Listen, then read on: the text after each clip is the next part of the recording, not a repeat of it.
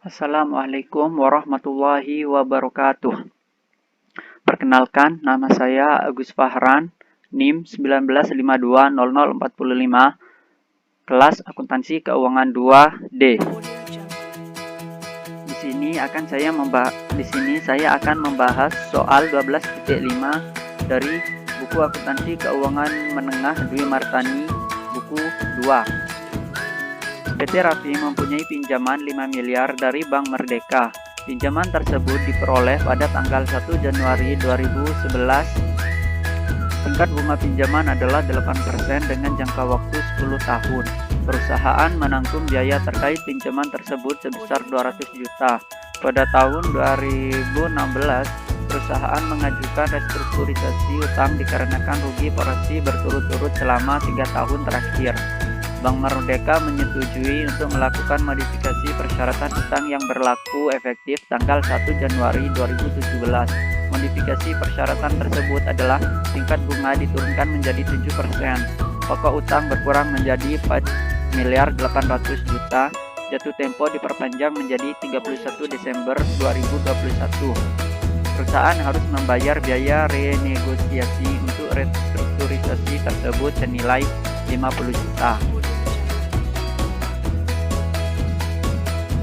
Hal pertama, hitung tingkat bunga efektif pada saat pinjaman tersebut pertama kali diperoleh oleh perusahaan, yaitu tanggal 1 Januari 2011.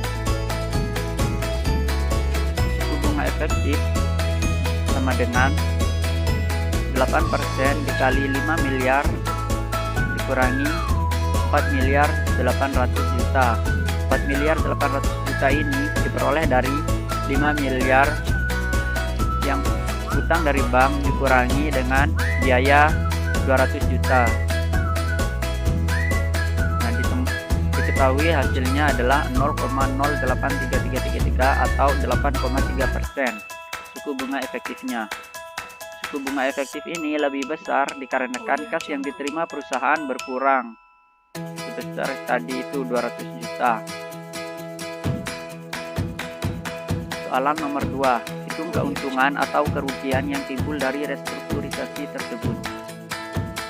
Pertama, kita harus membuat tabel amortisasi liabilitas. Kita harus menghitung 400 juta ini diperoleh dari 8% dikali 5 miliar tadi, sedangkan yang 398.400.000 diperoleh dari suku bunga efektif dikali 4.800 juta tadi. Kemudian 400 juta dikurangi 398.400.000 ditambah 4.800 juta, hasilnya ditulis di sini, dinilai tercatat, yaitu 4.801.600.000. Dihitung hingga 31 Desember 2016. Diketahui nilai tercatat utangnya adalah 4.807.815.175 rupiah. Kemudian setelah itu menghitung nilai utang setelah restrukturisasi. Pertama adalah fee atau biaya yang dikeluarkan atas restrukturisasi, yaitu 50 juta ditambah pokok pinjaman. Menghitung pokok pinjaman adalah 4.800 juta dikali PVIF atau present value interest factor 8,3% pada 6 periode dari 2011 hingga 2016. Diketahui hasilnya adalah 2.975.040.000. Kemudian ditambah lagi bunga. Cara menghitungnya adalah 4.800 juta dikali PVIF 8,3% 6 periode. Hasilnya adalah 208.252.800 rupiah. Total dari fee ditambah pokok pinjaman ditambah bunga adalah 3.233.292.800 rupiah. Kemudian untuk mengetahui kerugian atau keuntungan, maka nilai tercatat utang yang pada tanggal 2016 pada tahun 2016 sebelum direstrukturasi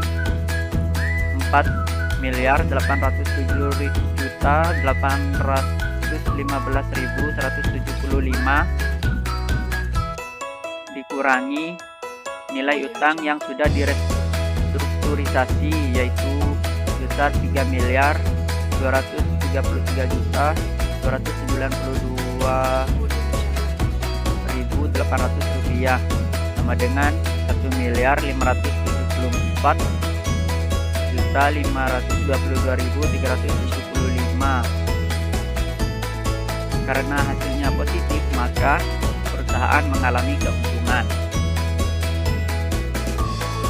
Soalan ketiga, buat ayat jurnal di pembukuan perusahaan terkait utang tersebut pada tanggal 31 Desember 2017 dan 31 Desember 2018. Jurnal yang diperlukan pada saat 31 Desember 2017 adalah utang bank sebelum restrukturisasi pada debit, yaitu 4.815.175 rupiah. Yang dikredit adalah utang bank setelah restrukturisasi dan keuntungan restrukturisasi, yaitu utang banknya adalah 3.233.292.375 rupiah. Keuntungan restrukturisasinya adalah yang dikredit 1.574.522.375 rupiah. Kemudian beban bunganya debit pada kas itu 336 juta. Dari mana? Dari 4.800.000.000 tadi dikali 7%, yaitu bunga yang telah direstrukturisasi sebesar 336 juta. Kemudian pada tanggal 31 Desember 2018 beban bunga jurnalnya adalah beban bunga pada kas, yaitu 336 juta.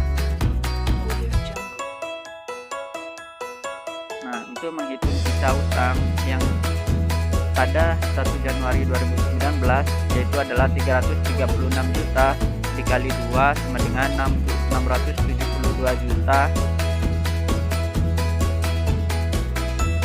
Ini nilai utang yang tadi pada